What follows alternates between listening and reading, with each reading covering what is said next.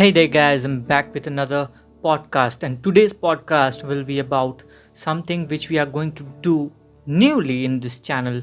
And this is something which I wanted to do from a lot of time, but it needs research and as well as many things to be done in this podcast. So, basically, I'm going to start a new kind of podcast in this channel which will solely deal about the things in history which are generally not told by historians in general. So people might have questions which is like how history has been told and how history has been written.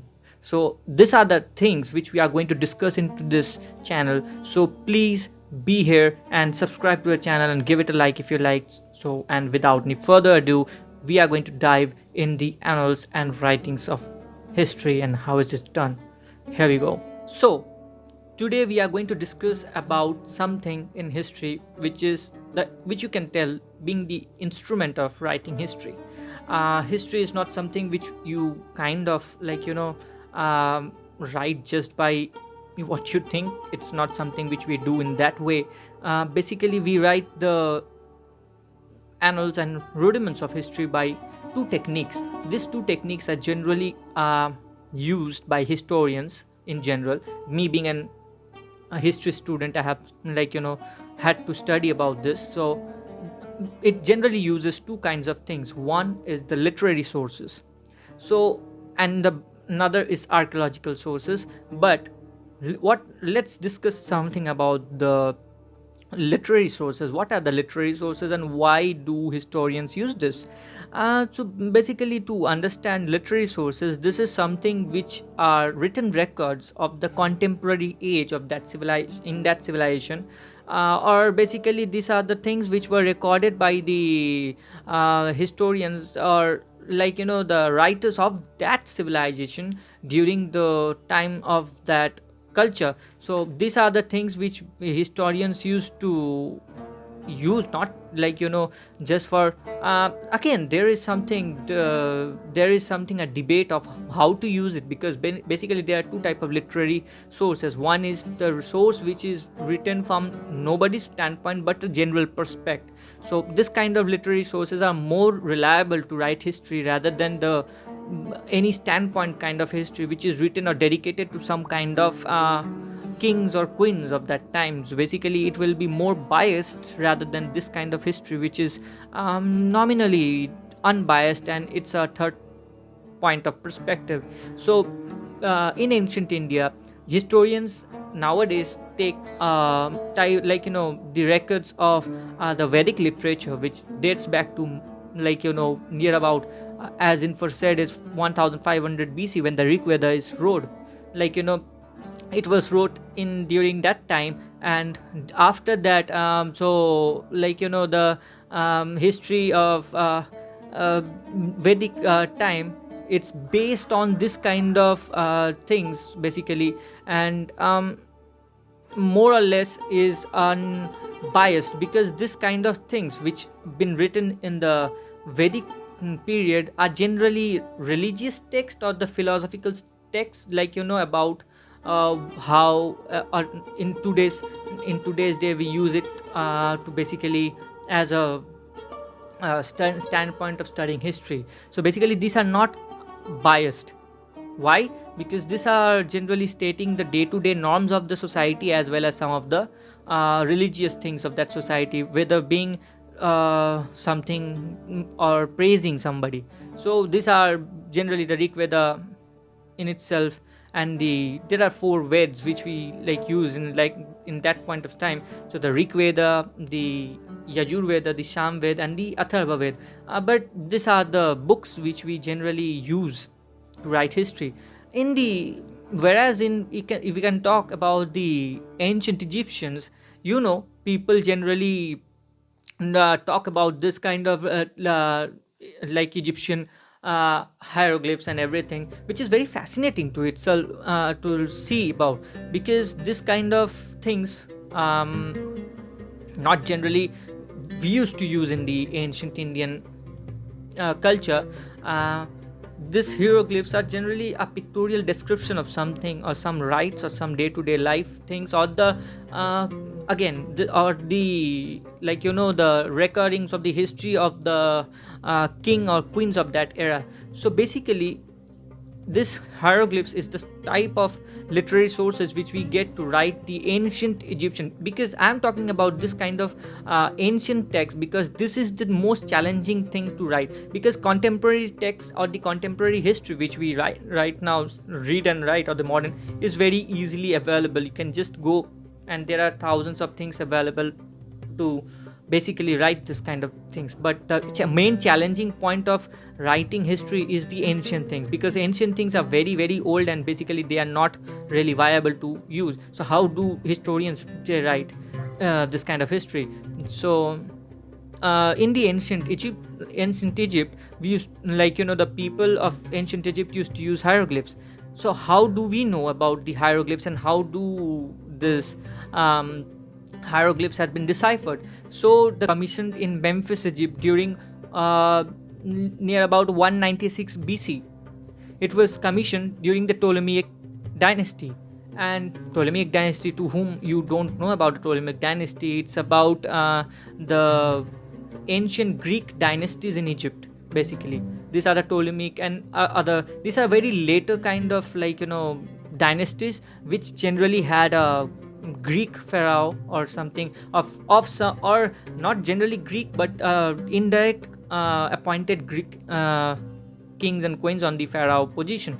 So at that point of time, Egyptians, they started writing or inscribing their language in mainly three languages, three types of language. In this Rosetta Stone, if you can see it in the picture, so this had been inscribed in three languages, one being the you can solely say it's the ancient Egyptian, which is basically the language of the earliest dynasties of Egypt. Then comes the Demotic script. Again, what is Demotic script? So it is a kind of middle Egyptian, which generally says, spans to the script which afterwards was derived to Coptic.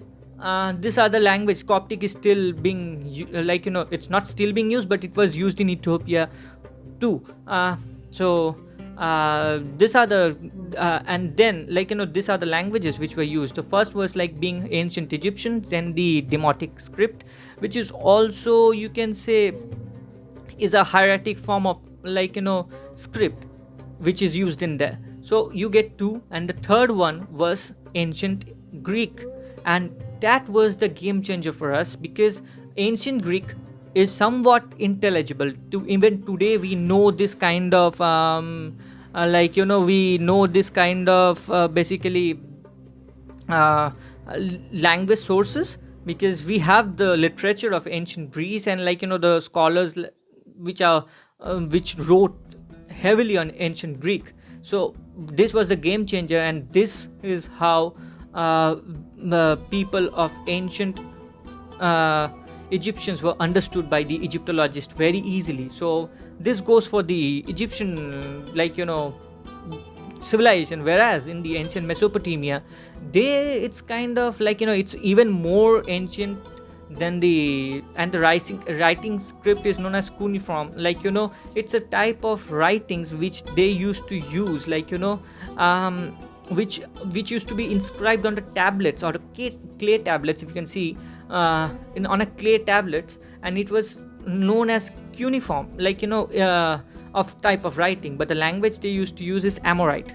So Amorite is a language which they used to write in. Basically, from Amorite, it was deduced to a modern day, not modern day, but the medieval Aramaic, which was later used in most the cases of writing in the parts of today's Iraq, Iran, and even in the Levant area. So this was the thing which happened during this early literary sources which we use right now to basically write history. And to be honest, there are many other sources which were deduced, but these are the primer sources of the ancient civilization. I'm talking about the ancient because today our topic is about the ancient civilization, so we are talking about the ancient themes which were basically used to deduce this kind of languages to this date. The like what can you say, to this date we don't have proper forms of techniques to deduce the ancient Harappan civilization. So as if you people would know that ancient Harappans were like the ancient most settlements in the Indus Valley region of ancient India. So this language of the ancient Harappans and the Mohenjo-daro area is still not deciphered totally by the historians, because basically we don't have this kind of Rosetta Stone, as you can say. The Rosetta Stone for maybe Harappan civilization is not there. So basically we don't know mostly about the things, but that doesn't say us that we won't if we don't have this kind of if we won't have this kind of literary sources, won't we know about history of those places? Surely we will know about the history of those places, but here only comes the archaeological factors. And what are the archaeological factors?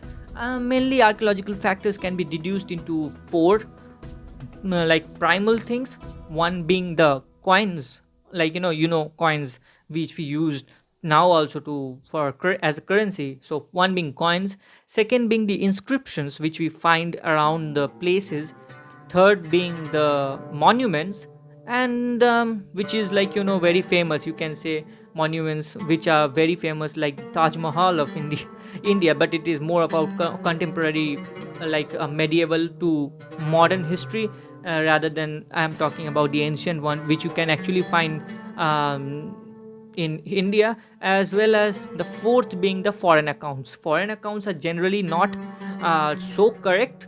Why am I saying this? Because foreign accounts are basically told by other civilizations about the others. If both the civilization have some kind of enmity in themselves, so basically they will use this foreign accounts to either deduce the other civilization, or if they have a very good relation with them, so they will use to elevate the kind of posture of that other civilization which we are writing about.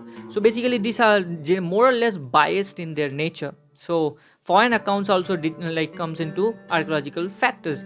These are the things which we use basically to understand ancient history as well as the modern, and these are the techniques to write history. So how do we know the Harappan civilization then? Basically you can ask that how we know about the Harappan civilization, what we know about it. So basically the archaeological factors are the main game changers in this position. We have seals which were found in the sites of Harappa, and there are not monuments, actually buildings and everything, which were more reliable to us for understanding the culture. We also found many things about them, like the drainage system and everything, the great granary which we call about. So this kind of building structures into this position. So these were the pivotal points to help us to write history about our ancient Harappan civilization. Basically coming to the archaeological factors, I'll tell you, we can start with the coins being the most abundant, to be honest, abundant kind of sources but we in history, writing history, we don't take coins as to be the pivotal game changers in writing history or the archaeological. We take what is then the pivotal one. We take basically the first and the foremost thing which we use in writing ancient history or any kind of history, from the archaeological factors, is inscriptions. So why they are so important, I'll tell you in the later part of this video. So let's discuss about coins. Basically in ancient India, we didn't our sources basically ranges back to the usage of coin, which punched mark coins. Now again, what is punched mark coins? These are the coins which were used to be under the they used to take a punch, type of a press kind of a thing, which they used to use to punch some edicts or some pictograms over the coins to generally say about something about which dynasty or which kingdom has issued those. So basically these coins were used basically for understanding ancient history, but they are not the viable, and they are abundant, but they are not the viable sources for not the first priority to write history. Basically in ancient India we used to use silver or bronze coins. So it also says a lot about that the Indian cultures at that point of time basically were, you can say, what can you say, the civilization who can use different type of metals to make an alloy, because bronze is an alloy. So you can understand that how developed things were at that point of time. So these are the punch mark coins which were used during the ancient Indian period. And to be going to further to the North American or the Central American culture of Maya, the Mayans, they don't actually used to use this kind of currencies. The basic thing about the Mayan cultures is they used to use maize. Again, that's why we say them as maize cultures, because they used to use maize as the and other sorts of thing like clothing and tobacco to use as a barter system to buy anything. Okay, so the buying and selling, they were not buying and selling, this was the barter system which were used by the ancient Mesoamerican cultures to exchange things. And that was something which were very very important at that point of time. So they didn't have coins at that point of time. Whereas we can say about the Babylonians, they also used punch mark coins. Punch mark coins were very very abundant at that point of time because it was very easy to make, and to be honest, very viable as well, and they had lots and lots of other things to be to use. So basically the Babylonians used to use punch mark coins too. The Egyptians in general used to have a different kind of approach to this, because the Egyptians, they used to use what you can say today we use weights, right? So this kind of weights were used, but there is a catch. They used to use weights of different kinds. Basically, why different kinds? So they used to use weights of you can say gold, copper, silver, different kinds to pay things, to pay the same thing into that kind of way. So basically these are the things which we the Egyptians used to use. So basically that's why I'll tell you that this kind of coins were not very viable source of writing history,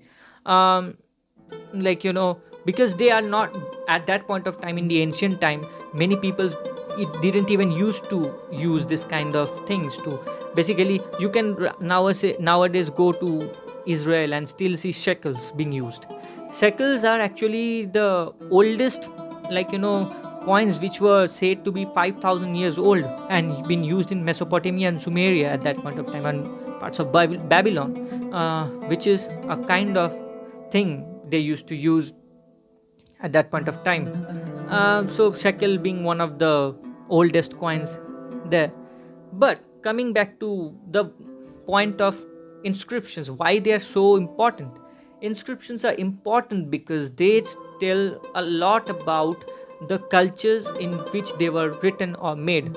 Supposingly, if you go to the Asokan edicts in the ancient India, you will know that Asokan edicts, which were written during 500 BC or later of those places, so the Asokan edicts were, which we right now find in all of India, because it was the whole region. Asoka used to use 4 kind of languages for those.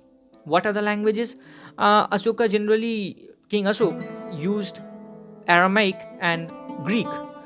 in the parts of modern day Afghanistan, like where they used to, like what can I say, where they used to use this kind of languages for basically at the point of time bacteria was like a part in that place where people used to, like the kings and queens, they were mostly from the ancient those were ruled by the ancient um, Greeks. So those, for them to understand these things, Aramaic as well as Greek, ancient Greek, is used for writing Ashokan edicts at that point of uh, time.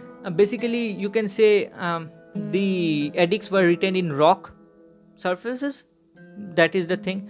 So rock surfaces, as well as the, you can say, there are other things too. Even on there are other scripts which used those things. So one or two of them were the uh, Aramaic as well as the what we say as ancient Greek, and the third being Brahmi script. Again, I'll tell you basically what is Brahmi script. It is a form of script which was deduced from the Varnamala system of ancient India. So the Brahmi script was used to write all these things in whole over India, whole over inside of, from the Gandhar, every part of where you find Ashokan edicts, it's been written in that type of scripts, like the Brahmi script. Whereas in the modern day Gandhar, or like we say Kandahar in Afghanistan, what type of script was used to write there? It was known as Kharoshti script. Again, what is Kharoshti script? It's maybe can be a script, it's a script of that time which were basically used in that point of place at that point of time. So basically the Kharoshti script being the fourth. So basically these four scripts were used by the Ashokan edicts to write things. Now again, these inscriptions, why they're important? They say because they are important because they say about the civilizations, they say about the things about that civilization. Whereas if you go again, there is no point of talking about Egyptians inscriptions, because the hieroglyphs were well understood right now also, that we understand the hieroglyphs very good. So the inscriptions which were used in ancient Egypt was well understood, but the Mesopotamian inscriptions, cuneiform inscriptions which we found many places, were as old as 23rd century BCE.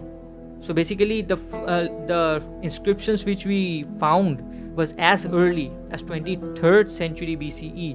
And this is what you can say, to be really honest, I can tell you a fact about this, if you know about this or not, that there was an ancient poetess. Yes, an ancient poetess, the first account of any authorship, written authorship. It was about an ancient poetess who has wrote in the during the Mesopotamian era, who have written this poem. What can you say is about praise to the, because he was a high priest in the so-called temple of moon.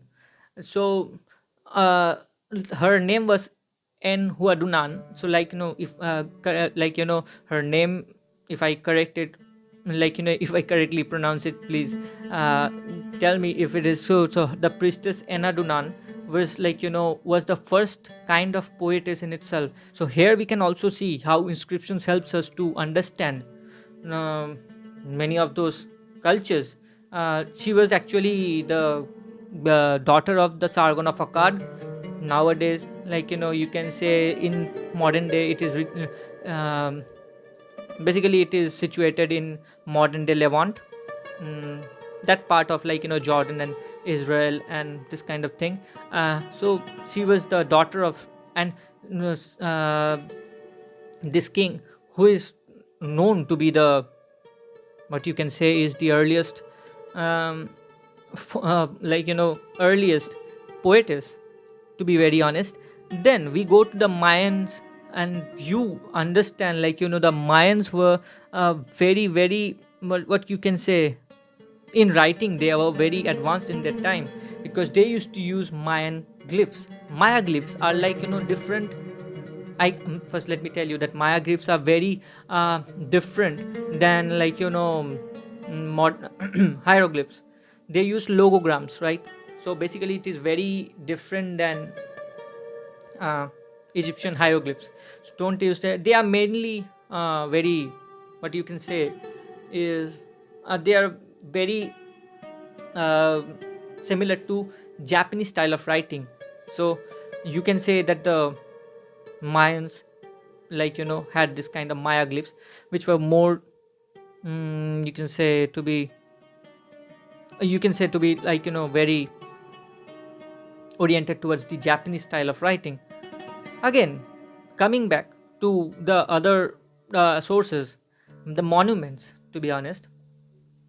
Again, monuments are very interesting because you know so many about ancient Egypt, right? The Napta Playa, the oldest monument, which in the Egypt we can get the Napta Playa, the pyramids of Giza, the temple of Osiris, the valley of the kings, to be naming a few. We are not going to discuss about this type of monuments, because mainly this type of monuments are very famous, and you might be knowing a lot about it just by any sources. So basically these are the sources of monuments which gives us a great deal of Egyptian culture and ancient Egyptian things.